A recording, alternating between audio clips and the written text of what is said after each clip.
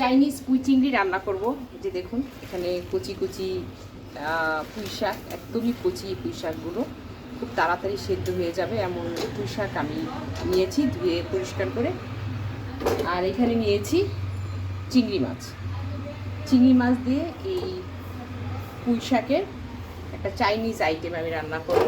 একদমই কি বলে যে একদম বাঙালি আনা চাইনিজ এটা।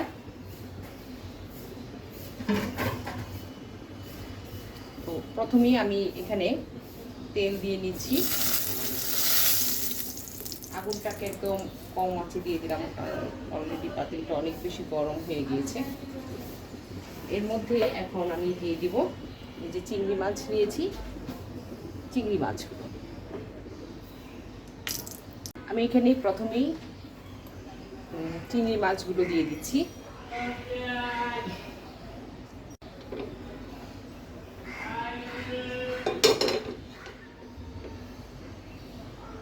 প্রথমেই চিংড়ি মাছগুলো দিয়ে দিব।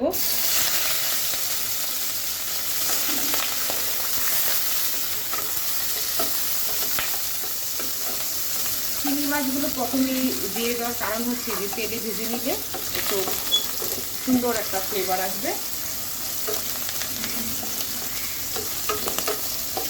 দিয়ে দিচ্ছি এখানে 1 টেবিল চামচ রসুন বাটা আর 1.5 টেবিল চামচ পেঁয়াজ বাটা।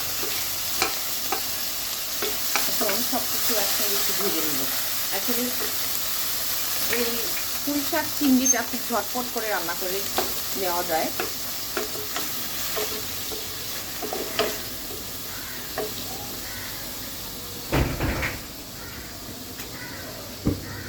এটা একটু ভাজা হতে হতে আমি আপনাদের সঙ্গে আর একটা জিনিস শেয়ার করছি।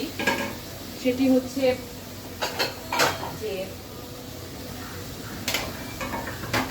পুঁই শাকের ডাঁটাগুলো আমি আলাদা করে রেখেছি। এটাকে প্রথমে আমি ভাপিয়ে নিব সিদ্ধ হওয়ার জন্য, তারপর তার উপরে পুঁই শাকগুলো দেবো। কারণ এই যদিও পুঁই শাকগুলো অনেক কচি, কিন্তু ডাঁটাগুলো আগে সিদ্ধ করে নিতে হবে।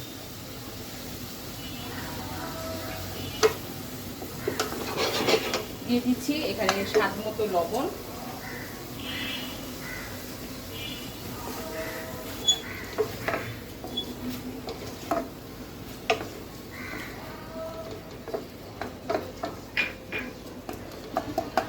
এখানে আমি আরো 1/2 চা চামচ পরিমাণ রসুন বাটা দিয়ে দিলাম।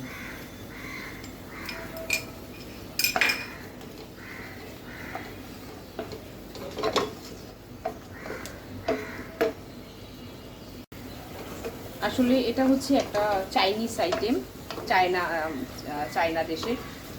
তো যেহেতু এখানে আমি একটু বাঙালি আনা মশলা অ্যাড করেছি, তার জন্য এটা একটু অন্যরকম টেস্ট হয়।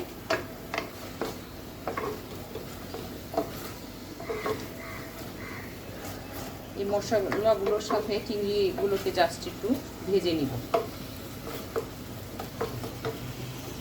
এখানে আর কিছু চিংড়ি দিয়ে দিচ্ছি জাস্ট টেস্ট হওয়ার জন্য। পুরো 1/2 কাপ পরিমাণ চিংড়ি আমি এখানে দিয়েছি। কিছু ভেজে নিলাম আর কিছু কাঁচা দিয়ে দিলাম। ঢাকনা দিব না, ঢাকনা ছাড়াই চিংড়িগুলোকে আমি একটু ভেজে নিচ্ছি। এটাকে আমি কষানো বলবো না, এটাকে বলবো ভেজে নেওয়া। তো এখানে একটু লাল মরিচের গুঁড়ো দিয়ে দিচ্ছি। এখানে হলুদ অ্যাড করা যাবে না, রেড চিলি পাউডার দিয়ে দিলাম।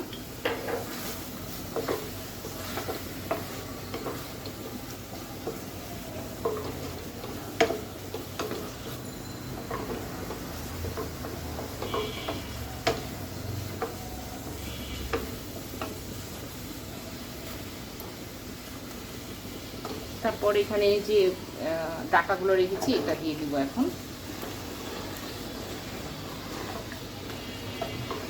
ডাঁটা আর এই চিংড়ি মাছগুলো একটু ভেজে নিচ্ছি। ভীষণই টেস্টি এটা খেতে, কি বলবো, যে আপনারা আসলে না খেলে বুঝতেই পারবেন না এটা যে কত মজা। একবার খেলে আপনার বারবার শুধু পুঁই শাকটাকে এইভাবেই খেতে ইচ্ছে করবে। তো যাই হোক, এটাকে একটু সেদ্ধ করে নেব। তবে এখানে আমি এই তো একটু সামান্য পরিমাণ পানি দিয়ে দিলাম, জাস্ট হাফ কাপ পরিমাণ, যেহেতু আমি একটু ঢাকনা দিয়ে দিব। এই ডাঁটাগুলোকে একটু সেদ্ধ করে নিতে হবে। চিংড়ির ভিতরের যে রসটা আছে সেটাও বের হবে, ডাঁটাটাও সিদ্ধ হবে।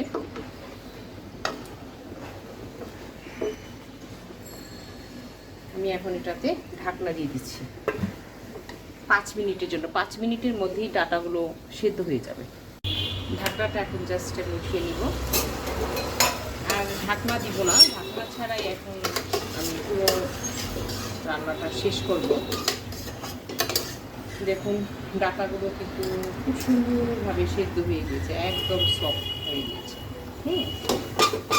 পুঁই শাকের কুচি পুঁই শাকের ডাঁটা এমনিতেও সেদ্ধ হয়ে যায়। এখন জাস্ট আমি এখানে যে পুঁই শাকগুলো দেখতে পাচ্ছেন, এই পুঁই শাকগুলো দিয়ে দেব।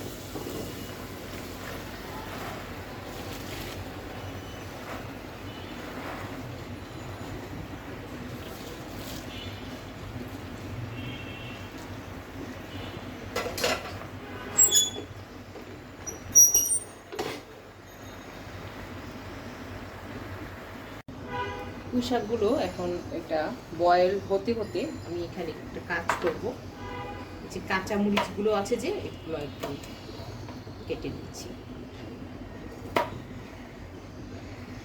একটু খেয়াল করবেন কাঁচা মরিচগুলো আমি কিভাবে কেটেছি।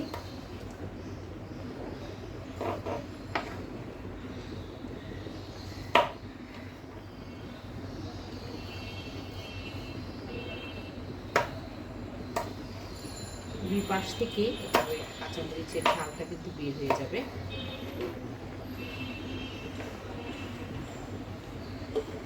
দিয়ে দিলাম।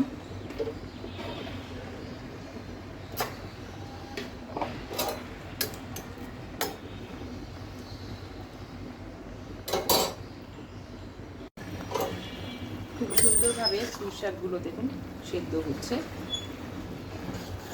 আস্তে আস্তে সেদ্ধ হয়ে যাবে। আর এই পুঁই শাক চিংড়িটা কিন্তু একদম বাড়ন্ত আগুনে করতে হয়, তাহলে পুঁই শাকের যে কালার আছে গ্রিন সুন্দর কালার, এটা বজায় থাকে। হাই হিটে রান্না করলে এটা টেস্টিও হয়, অনেক তাড়াতাড়ি সেদ্ধ হয়ে যায়। তো পুঁই চিংড়ির একটি রেসিপি আমার এই সাবাস হেলদি কিচেন চ্যানেলটিতে দেওয়া আছে। ওইটা একটু ভিন্ন রকম ছিল। তো আজকে যখন আমি আরেকটু অন্যরকমভাবে রান্না করতে যাচ্ছি, ভাবলাম এই পুঁই চিংড়ি রেসিপিটাও আমি আপনাদের সঙ্গে শেয়ার করি। কারণ যে পুঁই চিংড়ি কিন্তু বিভিন্নভাবে খাওয়া যায়। তো আজকে যে রেসিপিটা আমি আপনাদের সঙ্গে শেয়ার করছি সেটি খেতে কিন্তু অসম্ভব মজা। এটা আপনি ভাতের সাথে মজা করে খেতে পারবেন। এটা দিয়ে ভাত দিয়ে খেলে পরে আর কিছু লাগে না। টেবিলে যদি আপনার মাছ মাংস আরও মজার মজার খানাও থাকে, দেখা যায় যে এইটা দিয়ে বারবার একটু একটু করে নিয়ে খেতে খেতে আর পেটটা ভরে যায়। আসলে টেস্টি তো।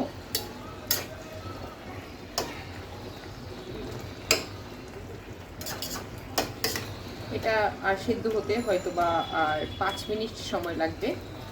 তো পুরো পুঁই চিংড়ি রেসিপিটি রান্না করতে 5 থেকে 10 মিনিটের মধ্যে এই রান্নাটি করা যায় বাড়ন্ত আগুনে।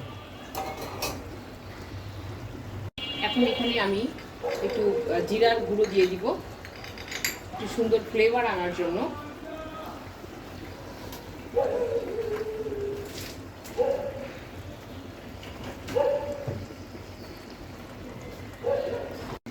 আমি এখন এখানে একটু জিরার গুঁড়ো দিয়ে দিব, ছড়িয়ে দিব সামান্য পরিমাণ, খুব বেশি না।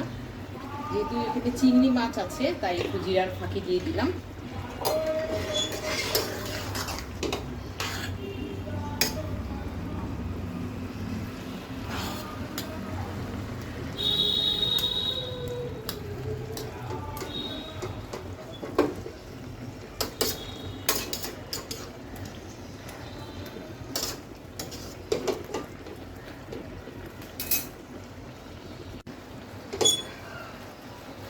তো যাই হোক, আমার পুঁই চিংড়ি হয়ে গিয়েছে। এখন আমি এটা চুলো থেকে নামিয়ে নিব, খাওয়ার জন্য পরিবেশন করব। আর সইতে পারছি না, জিভে জল চলে আসার মতো এমন একটি মজার রেসিপি। আপনারাও বাসায় এইভাবে ট্রাই করবেন, আশা করি ভালো লাগবে। আর অন্যদের সঙ্গে বেশি বেশি করে শেয়ার করবেন। তো আজ আর কথা নয়, সবাই ভালো থাকবেন, সুস্থ থাকবেন, সুন্দর থাকবেন। আল্লাহ হাফিজ।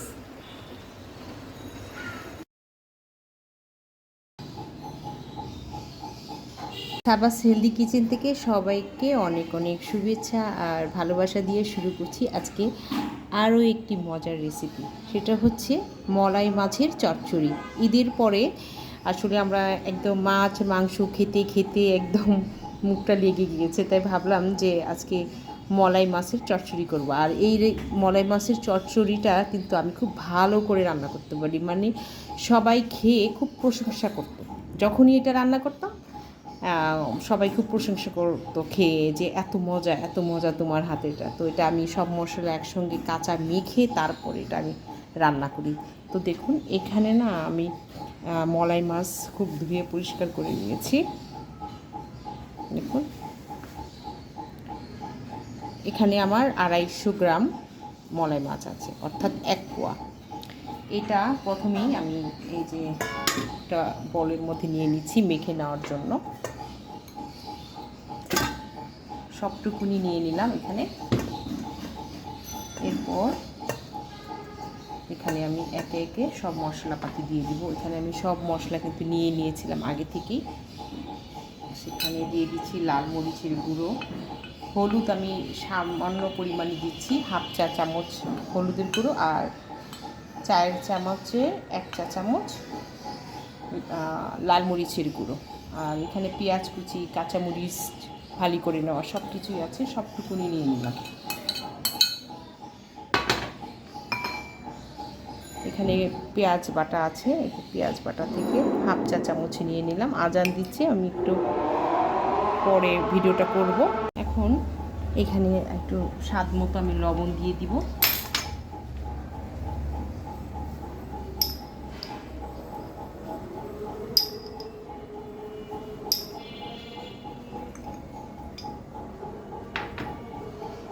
এখন এখানে দিয়ে দিব তেল। এরপর তেলটা আমি একটু বেশি পরিমাণেই দিব, কারণ ছোটো মাছে একটু তেল বেশি দিলে খেতে খুব টেস্টি লাগে। এরপরে যে এখানে আছে টমেটো আর একটি আলু আমি এরকম পাতলা করে কেটে নিয়েছি, এটা সবটাই এখানে দিয়ে দেব। এখন যে কাজটি করব, এখানে হচ্ছে একটু রসুন বাটা দিব, 1/2 চা চামচ পরিমাণ। যেহেতু এখানে আমি আলু দিয়েছি, টমেটো দিয়েছি, তো একটু রসুন বাটা দিতে হবে। তো সব কিছু এখন খুব ভালো করে আমি মেখে নিচ্ছি।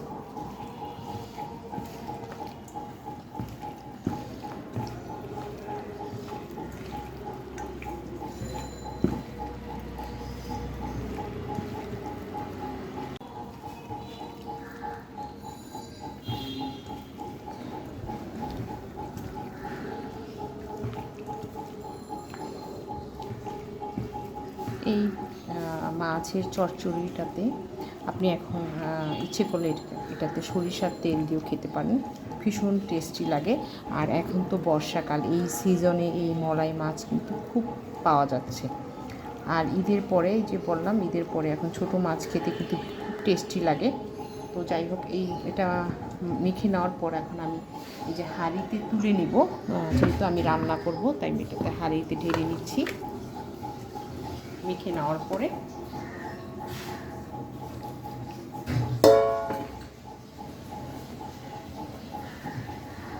তারপর আমার এই যে হাত ধোয়া আর এই যে বলের মধ্যে একটু পানিটা দিয়ে আমি হাতটা একটু ধুয়ে নিচ্ছি। এই পানিটাই আমি মাছের মধ্যে দিয়ে দেব, এর চেয়ে বেশি পানি আমি একদমই দিব না।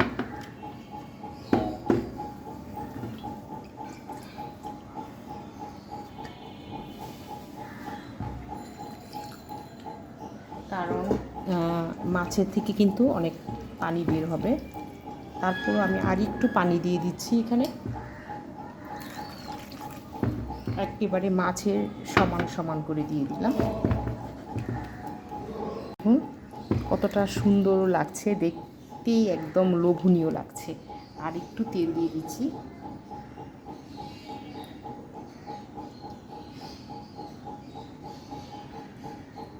তো অনেকটাই তেল দিয়েই আমি এই মলাই মাছের চচ্চড়িটা রান্না করছি। ভীষণ মজা লাগবে।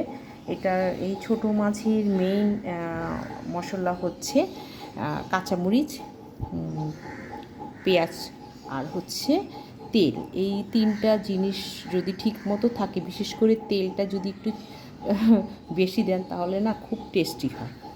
তো চলুন, এটা আমি এখন চুলোয় বসিয়ে দেবো। ঢেকে দিচ্ছি আর এটা 5 থেকে 10 মিনিটের মধ্যে এটা রান্না হয়ে যাবে। ফিরে আসলাম 5 থেকে 10 মিনিটের মধ্যে।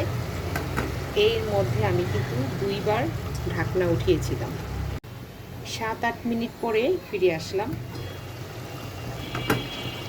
দেখুন কত সুন্দরভাবে আমার মলাই মাছটা হয়ে গিয়েছে। ঠিক এরকম ঝোল ঝোল রাখবো। এরই মধ্যে আমি এখন ধনেপাতা কুচি দিয়ে তরকারিটা নামিয়ে দেব।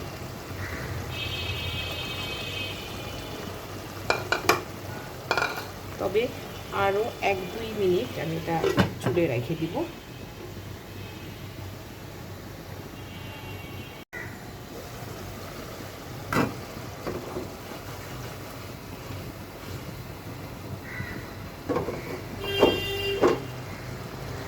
মলাই মাছের চচ্চড়ি হয়ে গেল। আমার এই রেসিপিটি আপনাদের কাছে কেমন লাগলো সেটি জানিয়ে অবশ্যই আমাকে কমেন্টস করবেন আর অন্যদের সঙ্গে বেশি বেশি করে শেয়ার করবেন। তো সবাই ভালো থাকবেন, সুস্থ থাকবেন, সুন্দর থাকবেন। আল্লাহ হাফেজ।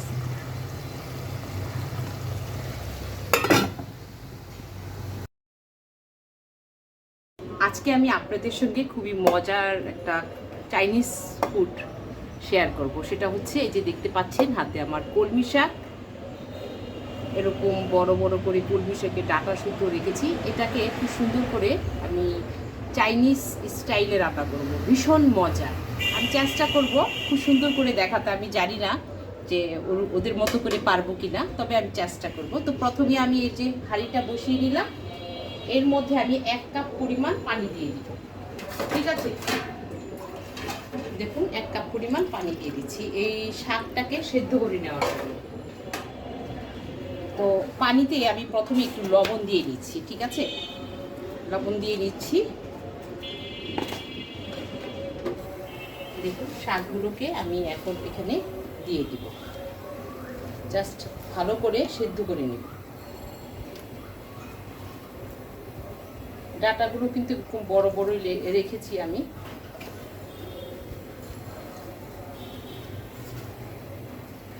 আর এর মধ্যে না একটু তেল দিয়ে দিচ্ছি।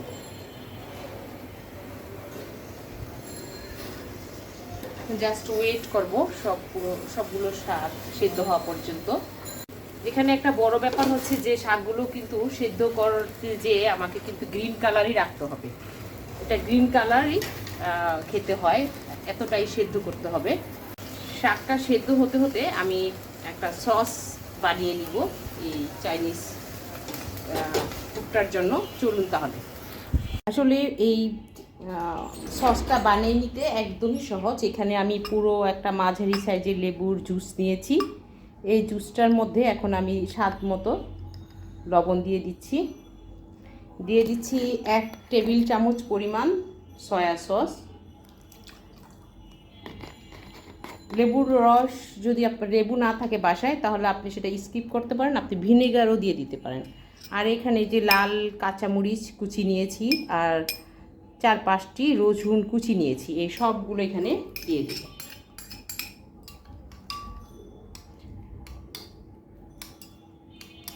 এই কলমি শাক দিয়ে এই চাইনিজ রান্নাটা এত টেস্টি যে আপনাকে বুঝে বলতে পারবো না। আমি মানে খেলে আপনি বুঝতে পারবেন।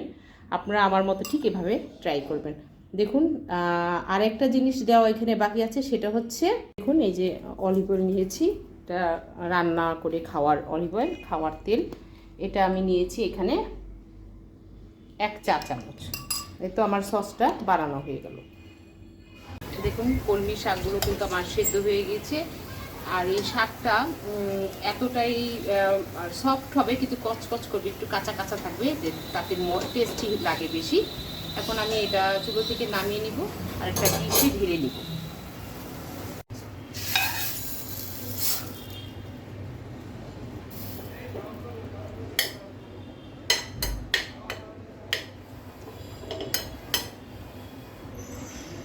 এখন জাস্ট এই যে সসটা বানিয়ে নিয়েছিলাম, পুরো সসটা আমি এখানে সমানভাবে ঢেলে দিব।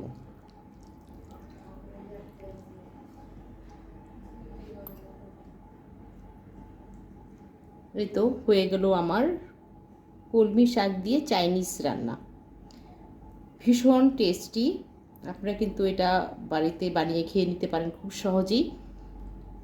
রেস্টুরেন্টে যেয়ে আর কষ্ট করে খেতে হবে না। এটা এতটাই টেস্টি, এতটাই হেলদি যে এটা যে কেউ খেতে পারে। খুবই হেলদি একটা ফুড। তো যাই হোক, আমার এই কলমি শাকের চাইনিজ রেসিপিটি আপনাদের কাছে কেমন লাগলো সেটি জানিয়ে অবশ্যই আমাকে কমেন্টস করবেন, আর অন্যদের সঙ্গে বেশি বেশি করে শেয়ার করবেন। ঠিক আছে, আমি একটু খেয়ে দেখছি যে কেমন হয়েছে। ওয়াও, অসম্ভব মজা, অসাধারণ। আমি রান্না করেছি বলে নয়, আসলেই মজা হয়েছে, খুবই টেস্টি। আর এটা অ্যাকচুয়ালি মজারই খাবার। আমি মনে করি না যে একেবারে মানে এটা আপনারা যদি ঠিক এভাবে রান্না করেন আপনাদেরটাও খুবই এরকমই টেস্টি হবে, শুধু আমারটা নয়। কারণ এটা আসলেই খুব টেস্টি খাবার, খুবই হেলদি। আর বাসায় যে জিনিস আছে, উপকরণ আছে, ওগুলো দিয়েই খুব সহজেই আপনি এই চাইনিজ রেসিপিটি বানিয়ে নিতে পারেন কলমি শাক দিয়ে। তো এখন বিদায় নিচ্ছি, বাড়িতে অবশ্যই ট্রাই করবেন। সবাই ভালো থাকবেন, সুস্থ থাকবেন, সুন্দর থাকবেন। আল্লাহ হাফিজ।